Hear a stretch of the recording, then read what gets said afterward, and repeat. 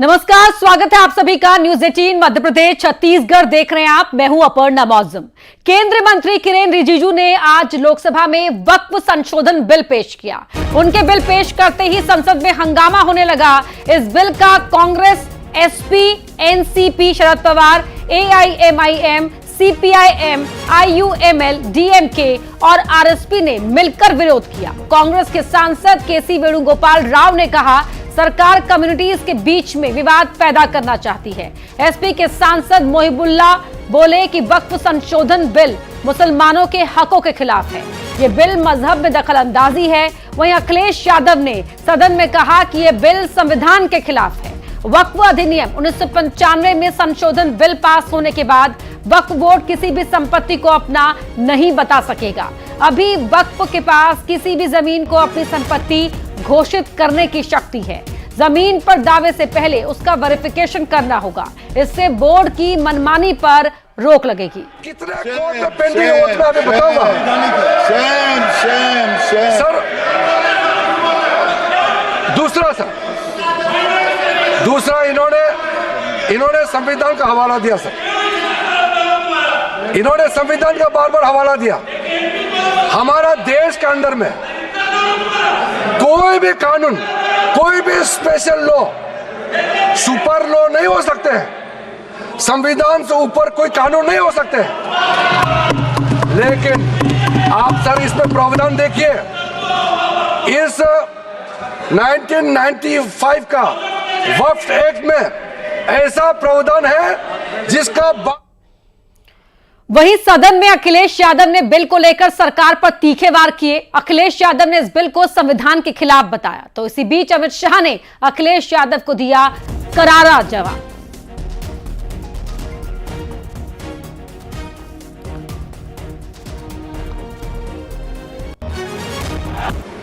मैं माननीय सदस्य एनके प्रमाचंद्रन जी ने जो कहा और माननीय सदस्यों ने जो कहा, मैं उससे अपनी बात को जोड़ता हूं। ये बिल जो इंट्रोड्यूस हो रहा है,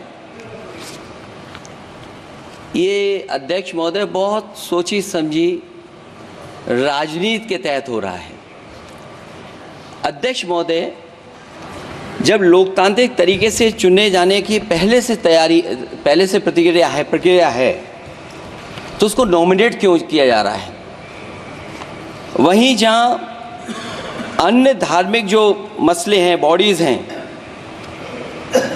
उनमें कोई गैर बरादरी का नहीं आता है। मान लीजिए वक्फ बोर्ड में गैर मुस्लिम को शामिल करने का औचित्य क्या बनता है? और अध्यक्ष महोदय, इतिहास के पन्नों को अगर हम पलटें, अगर आप जिला अधिकारी को सब ताकत दे देंगे, उन इतिहास के पन्नों को मैं नहीं पलटना चाहता हूं कि एक जगह पर एक जिलाधिकारी महोदय ने क्या किया था, उसकी वजह से आज और आने वाली पीढ़ी तक को भी सामना करना पड़ा। अध्यक्ष महोदय, मैं नाम नहीं लेना चाहता हूं। और अध्यक्ष महोदय, सच्चाई ये है कि भाजपा अपने हताश, निराश, आप तो उस कानून चंद कट्टर समर्थकों के तुष्टीकरण के लिए ये बिल लाने का काम कर रही है। अखिलेश जी, अध्यक्ष महोदय, आज तो हमारे आपके अधिकार कट रहे हैं। मैं याद कीजिए अध्यक्ष महोदय, मैंने आपसे कहा था कि आप लोकतंत्र के न्यायाधीश हैं, और मैंने अध्यक्ष महोदय सुना है इस लॉबी में कि कुछ अधिकार आपके भी छीने जा रहे हैं। उसके लिए हम लोगों को लड़ना पड़ेगा आपके लिए। अध्यक्ष महोदय, मैं इस बिल का विरोध करता हूं। कोई अध्यक्ष के अधिकार अखिलेश जी सिर्फ विपक्ष के नहीं है, पूरे सदन के हैं। इस तरह की गोलमोल बात आप नहीं कर सकते हो। आप नहीं हो अध्यक्ष के अधिकार के संरक्षक।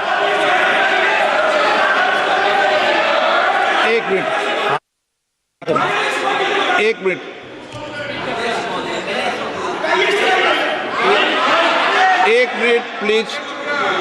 ये इसलिए लाया जा रहा अध्यक्ष महोदय,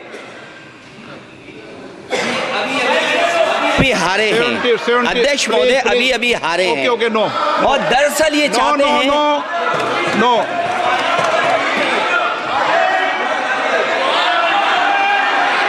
और रिकॉर्ड में नहीं जा रहा आपका कुछ भी, रिकॉर्ड में नहीं जा रहा। नाम बुलाई सर।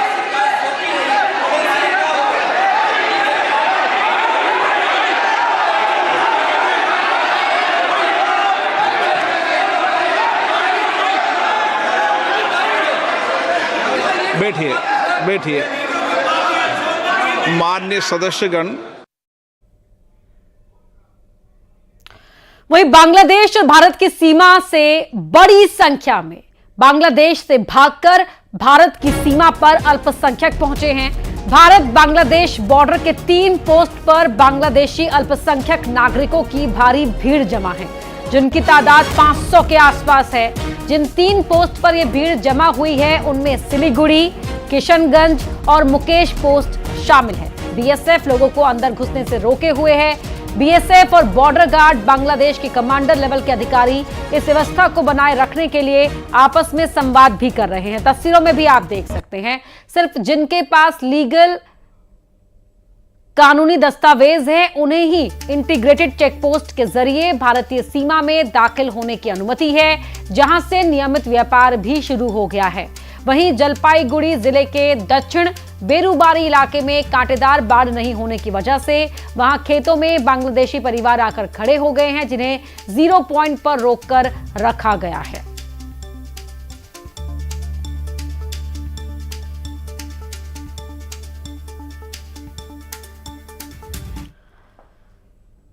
बॉर्डर पर जुट रहे हिंदुओं के बीच चौंकाने वाली खबर भी है। जमात इस्लामी मुजाहिदीन बांग्लादेश यानी जेएमबी काडर सीमा पर जमा भीड़ की आड़ में बड़ी हरकत की तैयारी कर रहा है। खुफिया रिपोर्ट के मुताबिक बॉर्डर से रेडिकल ग्रुप भारत में घुसने की फिराक में है।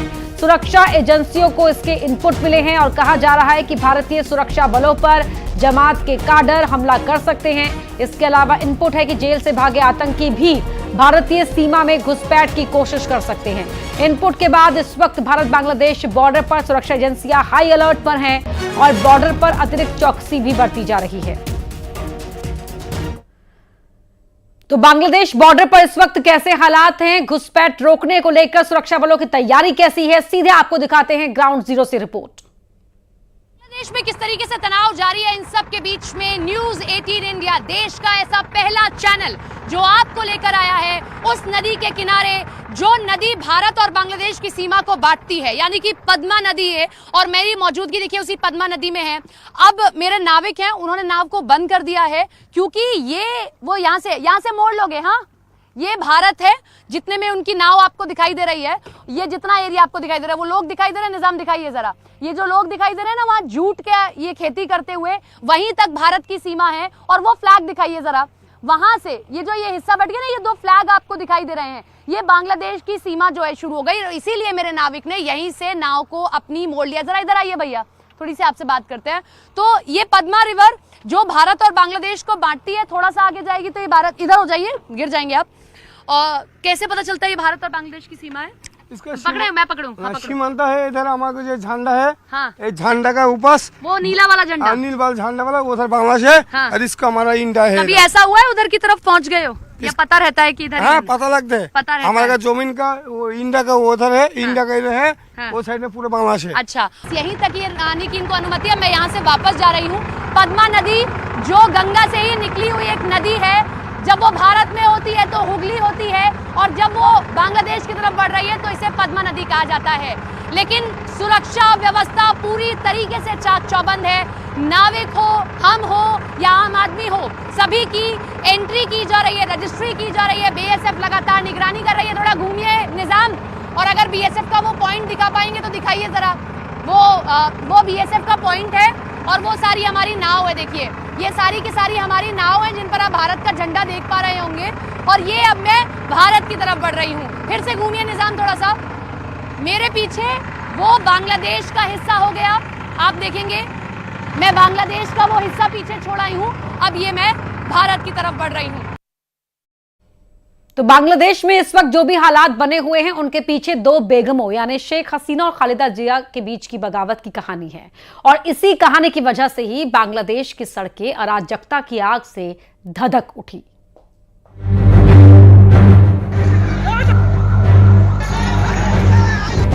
पुरानी अदावत, वर्चस्व की जंग, दबदबे की होड़ और हिंसा की आग में धधकता बांग्लादेश। एक पुरानी कहावत है कि एक म्यान में दो तलवारें नहीं रह सकती। बांग्लादेश में अक्षरशः यही कहावत चरितार्थ हो रही है, क्योंकि शेख हसीना और खालिदा जिया के बीच अदावत, वर्चस्व और दबदबे की होड़ ने देखते ही देखते हैप्पी इंडेक्स वाले बांग्लादेश को बगावत की आग में झोंक दिया। आखिर क्यों दो बेगमों की सियासी जंग में फंसे बांग्लादेश में ये उबाल आया? इसे समझने के लिए हमें शेख हसीना और खालिदा जिया के कद और कहानी को समझना होगा।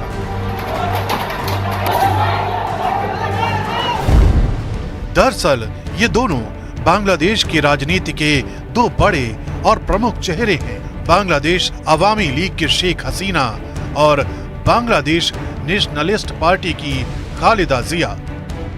बांग्लादेश की राजनीति इन्हीं दोनों कद्दावर नेताओं के बीच झूलती है। शेख हसीना बांग्लादेश के संस्थापक और बंग बंधु कहे जाने वाले पहले राष्ट्रपति शेख मुजीबुर रहमान की बेटी है, जबकि खालिदा जिया पूर्व सैन्य अधिकारी और राष्ट्रपति जियाउर रहमान की बेगम है। दोनों रसूखदार परिवारों से हैं और अपने अपने परिवारों की सियासत को आगे बढ़ा रही है। राजनीति में एंट्री की बात करें तो खालिदा जिया और शेख हसीना दोनों की एंट्री एक बड़ी त्रासदी के बाद हुई। शेख हसीना के पिता शेख मुजीबुर रहमान को बांग्लादेश की आजादी का श्रेय दिया जाता है। उन्हें बांग्लादेश का राष्ट्रपिता कहा जाता है। साल 1971 में बांग्लादेश की आजादी के बाद वे देश के राष्ट्रपति बने, लेकिन 1975 में उनकी घर के अंदर हत्या कर दी गई। इस हत्याकांड को सैन्य अफसरों ने अंजाम दिया था। इसमें शेख मुजीब के साथ उनकी पत्नी और 3 बेटे भी मारे गए थे। केवल शेख हसीना और उनकी बहन शेख रिहाना ही बची थी, जो उस वक्त देश से बाहर थी।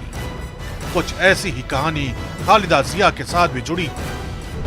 खालिदा जिया के पति जियाउर रहमान एक प्रमुख मिलिट्री कमांडर और आजादी संग्राम के हीरो थे। शेख मुजीब की हत्या के बाद उन्होंने देश का शासन संभाला। वे 1977 में राष्ट्रपति बने और 4 साल बाद 1981 में उनकी भी सैन्य तख्ता पलट में हत्या कर दी गई। इसके बाद बांग्लादेश के सैन्य प्रमुख मोहम्मद इरशाद ने देश की सत्ता पर कब्जा कर लिया।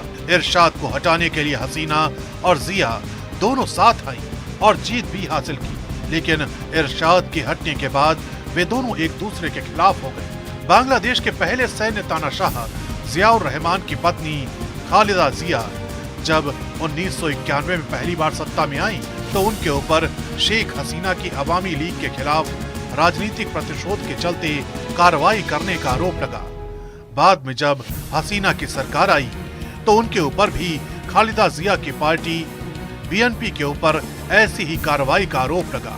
इस लड़ाई में आखिरकार खालिदा जिया को जेल जाना पड़ा, जिसका असर बांग्लादेश की सियासत में यह हुआ कि खालिदा जिया और शेख हसीना के बीच राजनीतिक उठापटक को बैटल ऑफ बेगम कहा जाने लगा। और यही तस्वीर इस वक्त बांग्लादेश में दिखाई दे रही है, क्योंकि शेख हसीना सरकार के तख्ता पलट में खालिदा जिया की भी भूमिका बताई जा रही है।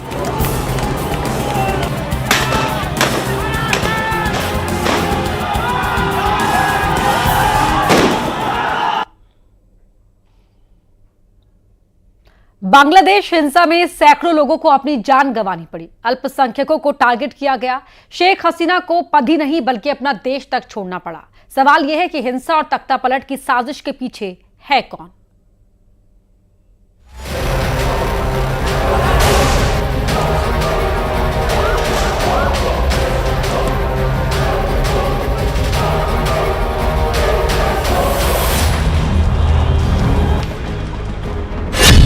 बांग्लादेश में हिंसा के पीछे कौन? सबसे बड़ा पर्दाफाश।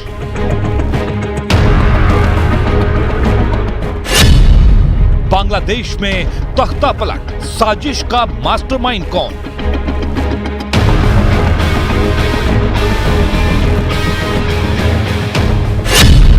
जमात का जहर, खुफिया रिपोर्ट लीक।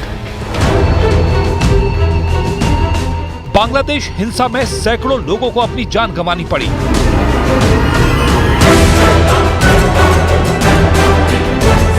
अल्पसंख्यकों को टारगेट किया गया।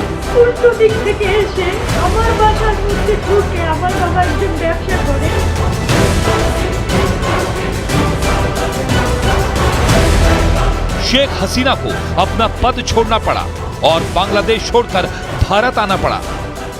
उनकी हालत ऐसी हो गई कि वो किसी दूसरे देश में शरण लेना चाहती हैं, लेकिन आगे का रास्ता अटका हुआ है या फिर अटका दिया गया है।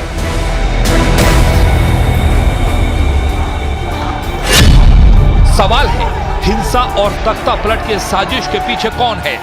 एक नाम जो सबसे ज्यादा चर्चा में है वो है जमात इस्लामी।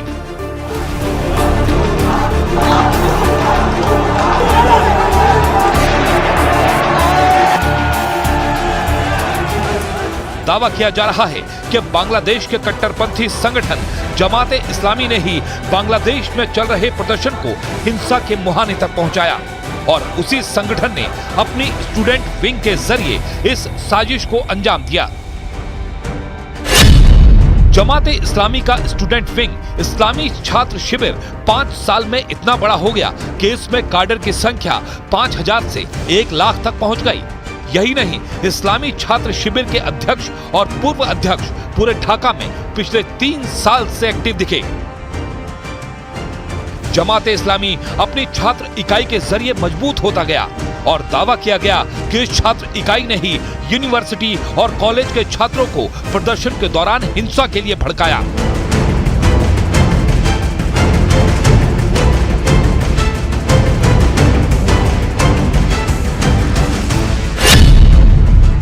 अपनी ताकत बढ़ाने के लिए जमात ने बांग्लादेश के विश्वविद्यालयों को चुना और वहां दाखिला लेने आए छात्रों पर नजर रखी।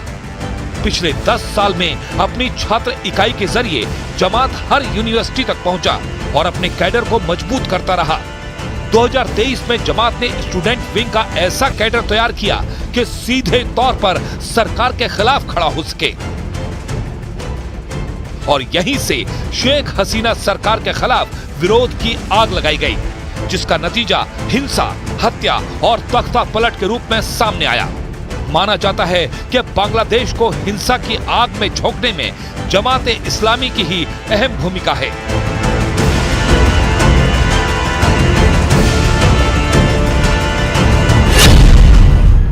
बांग्लादेश की बड़ी यूनिवर्सिटी ढाका, राजशाही, चिटगांव और इस्लामिक यूनिवर्सिटी जमात इस्लामी के छात्र विंग के आंदोलन के प्रमुख केंद्र रहे, जहां छात्रों को भड़काने का आरोप जमात की छात्र इकाई पर लगा।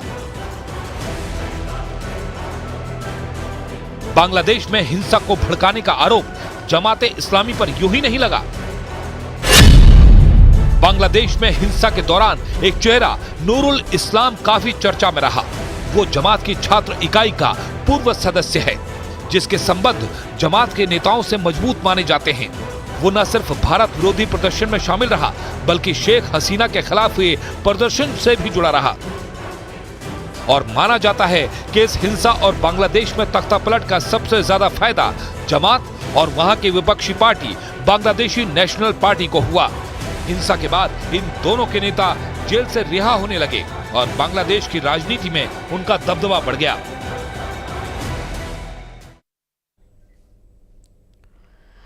रेसलर विनेश फोगाट ने संन्यास का ऐलान कर दिया है। एक्स पर पोस्ट करते हुए अपनी मां के नाम लिखा, मां मैं हार गई, कुश्ती मेरे से जीत गई, माफ करना आपका सपना, मेरी हिम्मत सब टूट गई, इससे ज्यादा ताकत नहीं रही अब, अलविदा कुश्ती 2001 से 2024 अपना पूरा करियर उन्होंने लिखा। बता दें कि ओलंपिक के फाइनल में पहुंच चुकी और देश के लिए मेडल पक्का कर चुकी विनेश फोगाट को ओवरवेट होने के चलते डिस्क्वालीफाई कर दिया गया, जिसके बाद डिहाइड्रेशन के चलते उन्हें अस्पताल में भी भर्ती होना पड़ा था। और आज सुबह विनेश फोगाट ने यह पोस्ट किया सोशल मीडिया प्लेटफॉर्म एक्स पर, जब उन्होंने लिखा कि कुश्ती जीत गई और मैं हार गई, अलविदा कुश्ती। अपनी मां के नाम लिखा कि आपका सपना, मेरी हिम्मत सब टूट गई, माफ करना इससे ज्यादा ताकत नहीं रही अब। तो ओवरवेट होने के चलते डिस्क्वालीफाई किया गया। 50 से 100 ग्राम के बीच में उनका वेट ज्यादा पाया गया, जिसको कम करने के लिए उन्होंने रात भर मेहनत करी, लेकिन उसके बावजूद भी कुछ ग्राम वजन ज्यादा होने की वजह से नियमों के तहत उन्हें डिस्क्वालीफाई किया गया। और ऐसे में अब विनेश फोगाट ने कुश्ती को अलविदा कर दिया।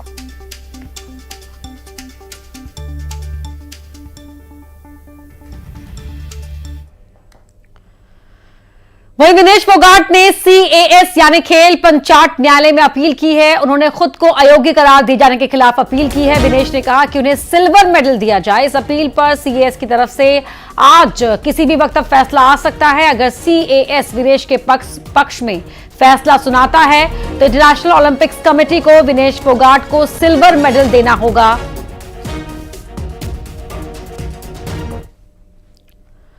वहीं अमेरिका के gold medal winner wrestler Jordan Burroughs भी विनेश फोगाट के पक्ष में खड़े हैं। जॉर्डन बरोज ने विनेश फोगाट को सिल्वर मेडल दिए जाने की मांग की है।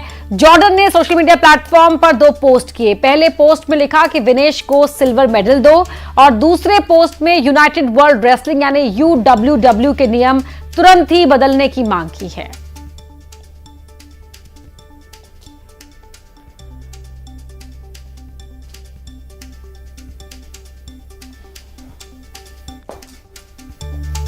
तो ये पोस्ट जॉर्डन ने किया है विनेश के पक्ष में कि उन्हें सिल्वर मेडल दिया जाए और नियमों में बदलाव किया जाए।